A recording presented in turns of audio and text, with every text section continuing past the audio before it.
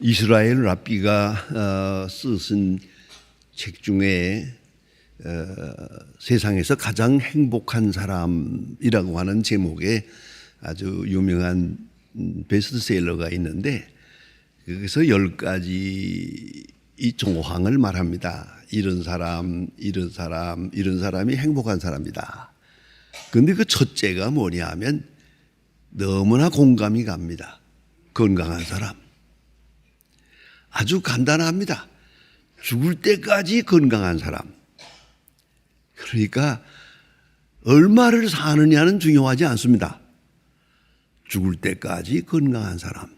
난 그래서 방지일 목사님을 가장 복된 사람이다라고 말하고 싶어요. 장례식에 가서 제가 추도사 하면서 그 얘기를 했습니다. 이분은 세상에서 가장 복된 사람이라고. 왜냐하면 104세를 살고 9시간 입원하고 죽었거든. 세상에 그런 사람이 어디 있습니까? 9시간. 104세를 사셨는데요. 이런 것이 복이다. 죽지 않는다는 얘기는 아니에요. 죽을 때까지 건강한 사람. 그렇다면 모든 사람들이 지금 건강을 위해서 무지하게 애를 많이 씁니다. 여러분 새벽 기도 나오는데 힘들다 멀다 하신 바만은 새벽에 한번 나와 보세요. 전부 늙은이들이 지금 거리에 다녀요.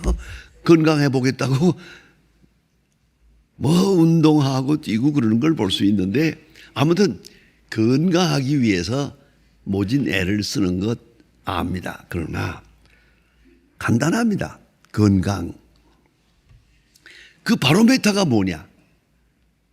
어떤 사람이 건강한 사람이냐 하고 물으면 첫째가 식욕이 좋은 사람입니다. 언제나 음식을 먹을 때마다 맛있게 먹는 사람. 여러분 다 아시지만 나이가 들면 식사하면서 자꾸 물을 마시게 됩니다. 왜요? 침이 안 나오니까 그렇죠. 아이들은 침이 넘치게 나오니까 식탁에까지 침이 뛴다고요. 그래서 그저 대충 씹어서 넘기면 되는데 이 어른들은 암만 씹어도 안 넘어가요. 왜요? 침이 모자라거든요.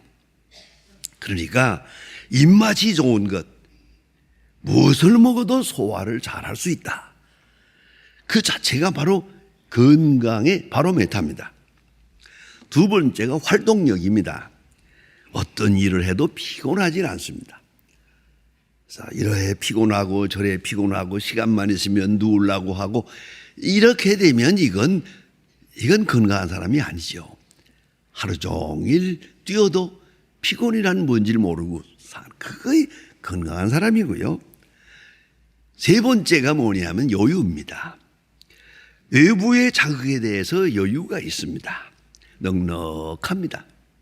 왜요? 건강하니까. 신경질적으로 대할 필요가 없거든요. 이런 넉넉한 마음, 넉넉한 여유, 이것이 건강이다. 그러면 건강이라는 것은 육체적인 건강이 있고 정신적인 건강도 있습니다. 근데 오늘 성경에 속사람의 건강, 정신의 건강을 말합니다. 정신의 건강, 그것도 육체적인 건강과 유사합니다. 첫째가 뭐냐면 수용성입니다. 받아들이는 자세가 좋습니다. 이 사람이 정신적으로 건강한 사람입니다. 네, 정신적으로 건강한 분 한 분 소개하겠습니다. 한경직 목사님이 나이 90이 넘어서 남한산성에 계실 때 제가 찾아 방문했습니다. 방문해서 이 얘기 저 얘기할 때 보면 옛날 일생동안을 같이 제가 지내봅니다만은 그분의 독특한 제스처가 있습니다. 이렇게 얘기를 하면은 고개를 이렇게 끄덕끄덕 그렇습니다. 그래요. 저도 그리 생각합니다. 그렇구만요. 그럽니다. 그래서 영락교회 장로님들 가운데는 걸음 하는 사람들이 많아요. 이게 그렇습니다. 걸음 이렇게 합니다. 받아들이는 자세예요. 그런데 그게 다 그럴 수는 없잖아요. 좀 말이 안 되는 말을 할 때 그런 말이 들릴 때는 또 뭐라고 하느냐? 가만히 생각합니다. 오, 일리가 있습니다. 그래요. 딱 두 마디요. 그렇습니다. 아니면 일리가 있습니다. 나와는 다르지만 일리가 있습니다. 이 두 마디 뿐입니다. 여러분, 인간관계에 성공하고 싶습니까? 이 두 가지만 지키세요. 누가 무슨 말을 하든지 그렇습니다. 일리가 있습니다. 그럼 하지 말아야 할 말이 뭐겠습니까? 정신 나갔냐? 미쳤냐? 그건 안 됩니다. 그건 벌써 자기 정신이 약하다는 뜻입니다. 자기 내적 존재가 약하기 때문에 그렇게 나오는 겁니다. 수용성이 좋아야 되고요. 듣는 것, 컴프레hensive요. 그러니까 듣기 싫다, 안 들린다, 생각지도 않는다. 이건 벌써 정신적으로 약해졌다는 뜻입니다. 그런가 하면 정신적으로 약한 사람은 오해가 많습니다. 목사로서 제일 어려운 중에 하나가 이겁니다. 어떤 때 새벽 기도를 마치고 내 방에 들어가 앉았는데 새벽입니다. 웬 사람이 문을 두드려요. 그럼 내가 누군가에서 문을 열었잖아요.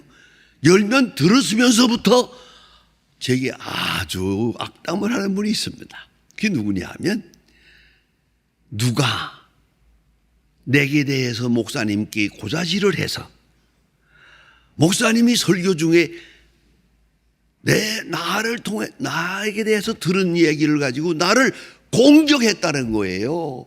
나 그 사람 안 뭔지도 몰라요. 하지만 그렇게 말하는 사람이 종종 있습니다. 이게 재증이에요.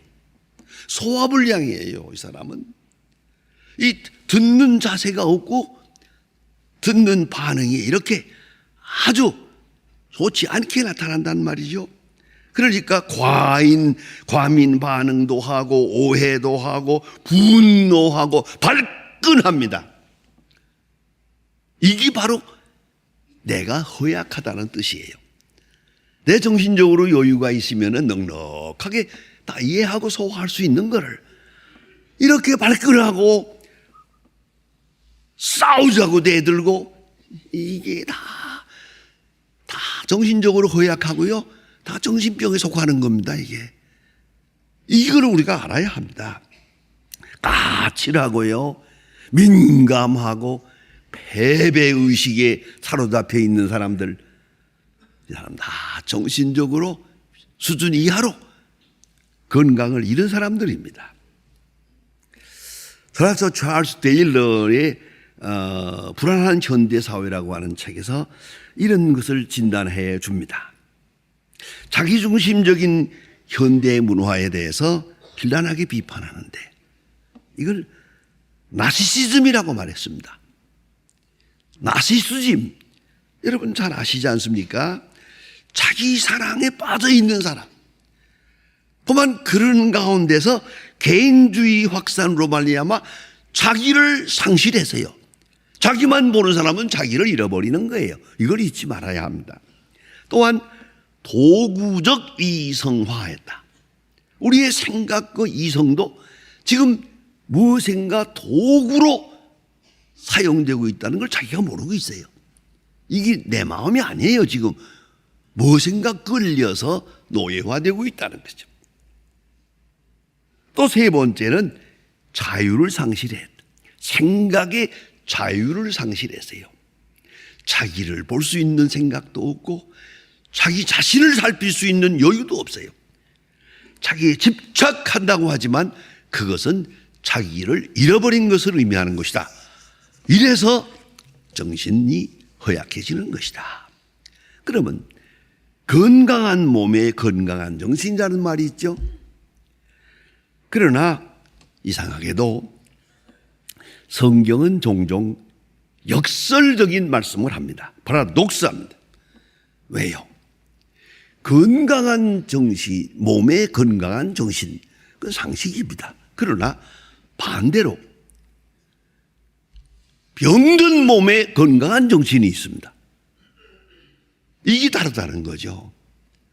여러분, 경제적으로 여유가 있어야 정신도 건강할 것 같죠? 여유가 생기면 사람이 멍청해집니다. 점점 바보가 되어 갑니다. 기본적인 자아의식도 없습니다. 이게 얼마나 참 잘못된 것입니까? 여러분, 부자가 되길 바라지만 부자 되면 잘못되면 멍청한 사람이 됩니다. 그거 요새 잘 알잖아요. 돈 있는 사람들 얼마나 고생해요. 그 사람 그거 보니까 도대체 인간답지도 않아요. 그게 하는 짓이 말이에요. 그 뭘 그렇게 합니까? 왜요? 정신적으로 허약하다. 물질적으로는 부유하지만 정신은 허약해요. 이거를 상징적으로 뭐라고 하는 거 아니? 배고픈 자의 코가 예민하다. 그렇게 말합니다. 여러분, 배부를 때 코가 둔해집니다. 무슨 냄새도 못 맡아요. 그러나 배가 고프면 그 냄새가 기가 막힙니다. 코가 개코보다 더 예민해집니다. 예. 여러분, 그런 거 지내보셨어요? 배고플 때 식당 앞을 지나갈 때 음식 냄새가 날 때 발걸음을 딱 멈추고 못 움직일 수 없는 거. 그 정도를 한번 경험해야 되는데요. 이 배고픈 자는 코가 예민하고 입맛도 좋습니다. 그런데 배부르면 이게 넉넉해. 그러니까 배고픈 자는 정의감이 강합니다. 비판력도 강합니다. 민감합니다. 그러나 배부른 사람은 뭐 혹시 무슨 좋지 않은 일이 있다든 그 원래 그 사람이 다 그런 거야. 세상은 원래 그런 거야. 이래 버립니다. 둔화되고 만단 말이에요. 이게 배고픈 자가 예민하다 그 말이에요. 그래서 고린도 후서 4장 16절에는 겉사람은 후패하나 속사람은 새롭도다. 역설적입니다. 겉사람은 점점 늙어가요. 점점 늙어가고 있지만은 역설적으로 속사람은 점점 새로워진다. 점점 젊어진다. 그런 뜻입니다. 속사람은 곧 영혼을 말하고 중생한 이성을 말하는 것입니다. 여러분, 이 속사람은 역시 사랑을 먹고 삽니다. 사랑받으면 건강하고요. 사랑을 못 받으면 이게 약해집니다. 그래서 말입니다. 요새 반려견이라고 해가지고 개를 키우는 사람이 많은데 우리나라에 벌써 개가 1,000만 마리래요. 1,000만 마리. 인구보다 4분의 1. 자, 이렇게 개들을 많이 키워요. 그 키우는 이유가 뭡니까? 그거라도 사랑하자는 거지. 그 사랑이라도 받아야, 개 사랑이라도 받아야 살겠다는 거예요. 그 꼬리 치고 있는 게 훨씬 사람보다 나니까. 어쩌다 이렇게 됐습니까? 이거라도 들여다보아야 살겠다는 거 아닙니까? 사랑의 궁핍함을 말하는 거예요. 이 정신적으로 병든 거예요. 예? 사랑의 굶주린 영혼의 모습입니다. 요새 재미있는 게 여러분 신문에 나고 텔레비에 나오는 걸 보셨을 겁니다. 요새 귀뚜라미를 기르는 사람들이 많아요. 잘 이렇게 해서. 왜요? 귀뚜라미 소리를 들으려고. 그 귀뚜라미 소리만 들려와도 마음이 편안해진대요. 어쩌다가 이 모양이 되었습니까? 그래. 여기까지 내려가서요, 사람이. 자, 사랑의 굶주렸습니다. 그러니까 약해지고 아주 지금 쓰러질 지경이 됐단 말이죠. 그런데 오늘 성경 말씀은 이렇게 말합니다. 겉사람은 늙어가지만은 속사람은 날로 새롭도다. 사도 바울은 지금 감옥에 있습니다. 로마 감옥에 있으면서 언제 죽을지 모릅니다. 바로 그런 순간인데도 사도 바울은 그 기도문에 감옥문이 열리게 해달라, 건강하게 해달라, 빨리 모든 문제가 해결이 돼서 나가서 복음을 전하게 해달라, 이런 기도문이 없습니다. 에베소서에 3번이나 기도문이 있는데도 그런 기도는 없고, 이게 대표적인 겁니다.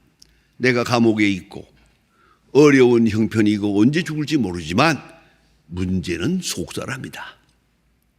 속사람을 강건하게 하옵소서. 그렇게 기도하라고 부탁합니다. 여러분, 속사람이 문제입니다. 제가 잘 아는 박학전 목사님이라고 계셨습니다. 인천에서 목회할 때에 협동 목사님이었는데 당뇨를 20년 동안 고생했어요. 너무 약해서 힘들어서 아침에 일어나지 못하고요. 간호원이 와서 인슐린을 놔야 한 15분 있다 일어납니다. 그 정도로 약해졌습니다. 그런데 방문해 보면 그 문 침대 머리에다가 큰 글자로 붓글씨로, 그분이 붓글씨를 잘 씁니다. 크게 쓰는데 속사람을 강건하게 하옵소서. 겉사람은 날로 약해지고 있습니다. 속사람을 강건하게 하옵소서. 그 기도문이 거기 써 있는 걸 보았어요. 여러분, 속사람의 문제입니다. 이건 환경에 있는 게 아닙니다. 가난하다고 속사람이 약해지는 게 아닙니다. 병들었다고 약해지는 것도 더더욱 아닙니다. 속사람은 역설적으로 강건합니다. 속사람의 강건, 이거는 기도에 있습니다. 사도 바울이 지금 기도하고 있습니다. 하나님 앞에 기도하고 하나님과 나와의 만남이 이루어져야 됩니다. 하나님과 만날 때 속사람이 강건해질 수 있습니다. 이걸 잊지 말아야 합니다. 아브라함도 모세도 요셉도 하나님의 사람 모두가 다 세상 환경과는 관계없이 하나님을 만날 때 강건해졌습니다. 위대한 능력의 사람이 되었습니다. 이걸 잊지 말아야 합니다. 좀 더 깊이 생각하면 칼빈의 말처럼 하나님을 알게 될 때 나를 알게 됩니다. 하나님에 대한 지식이 없이는 내에 대한 지식이 없다. 칼빈 선생의 아주 지론입니다. 여러분, 기독교인의 자아의식은 여기 있습니다. 기독교인은 누구냐? 크리스찬이란 누구냐? 그 가치는 어디에 있느냐? 딱 한마디입니다. 그리스도께서 위하여 죽으신 형제.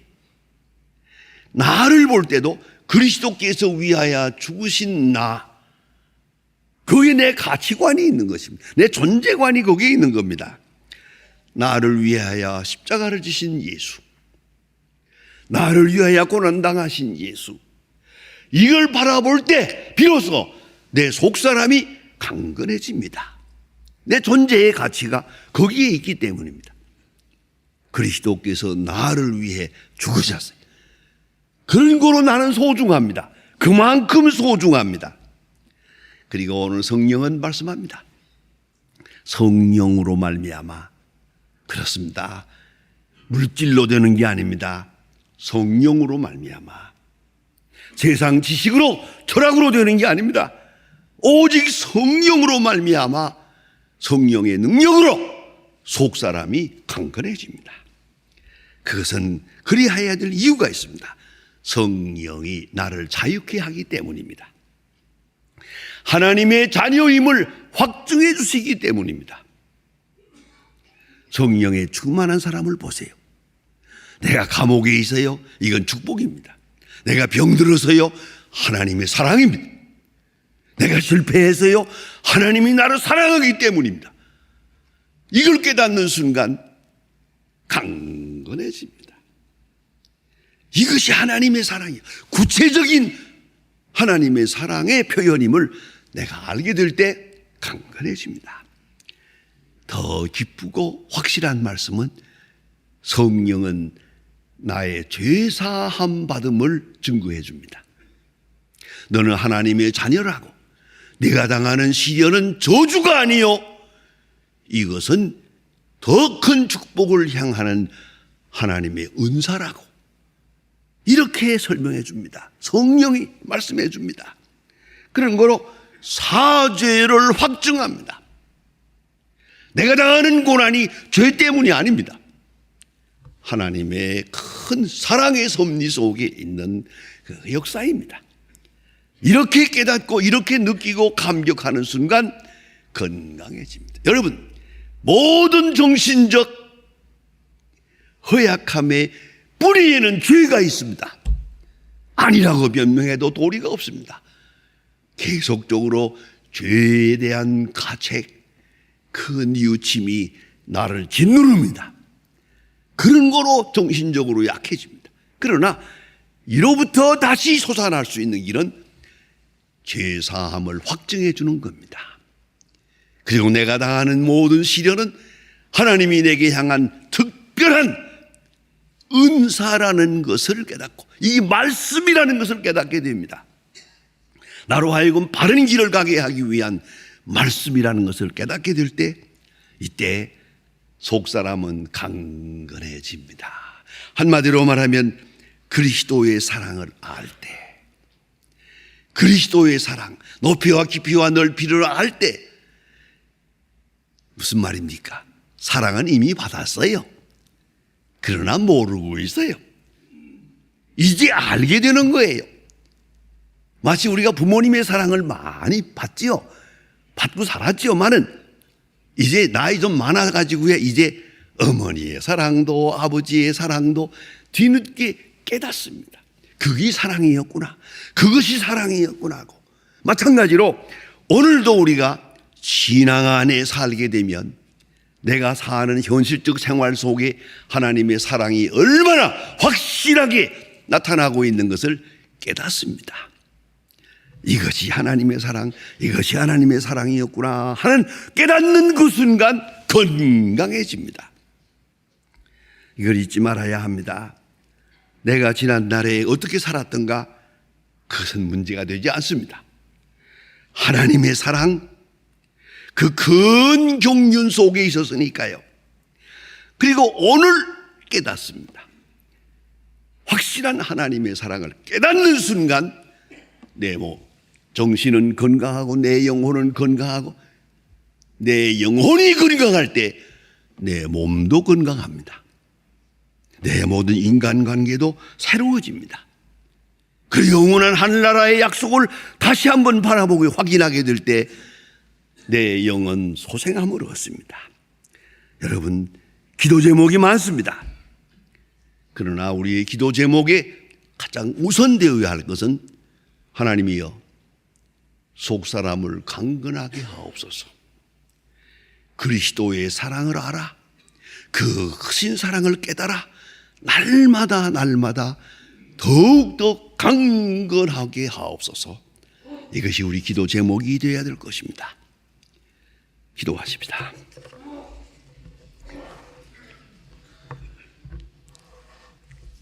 하나님 아버지, 오늘 아침도 날씨가 쌀쌀하지만은 모든 시험을 물리치고 하나님 앞에 나올 수 있게 해주심을 감사합니다. 하나님, 육체는 약해지고 늙어가고 있습니다마는 그러나 속사람은 날로 새로워지게 하여 주시옵소서. 더 강건하고 더 온전하여 미처 깨닫지 못했던 하나님의 사랑을 깨닫고 미처 경험하지 못했던 하나님의 손길을 경험하면서 날마다 그 사랑을 간증하며 강건하고 온전한 속사람을 가지고 이 세상을 이길 수 있게 하여 주시옵소서. 항상 그 큰 능력으로 함께 하사 승리하는 주의 사람들 되게 하옵소서. 예수님의 이름으로 기도합니다. 아멘.